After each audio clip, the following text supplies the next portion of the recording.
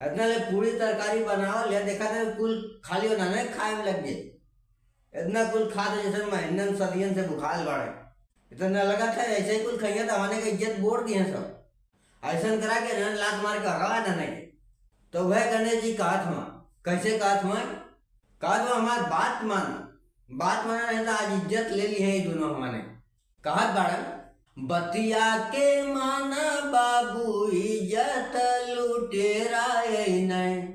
नौटंकी बाज लेके जोगियन का फेरा नहीं। मन देख भाईल भाव चक्का लगादा धक्का। हाथी ऐसन पेट कर पूरी 1000 चाही। मालूम ना कितना खाई है चटनी अचार चाही। भुखड़ जनान दूनो पक्का लगादा धक्का। भुखड़ जनान दूनो पक्का लगादा धक्का। और गणेश जी उन्होंने के हुरपेटत बड़ा झगड़े भगावत कोशिश करत बड़ा। बाकी वो सब इतना ब्रह्मा और विष्णु जी इतना बुखार लाना कि अब उनका भूख मिटती न रहे।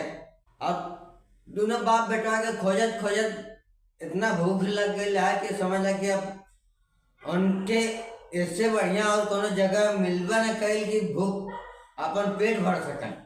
एकदम वो लोग एकदम डटला रहा कि कितनो भगाई हम भगवे न करब अपन पेट पहले पूरा भरब ओकरे बाद यहाँ से चलल जाए।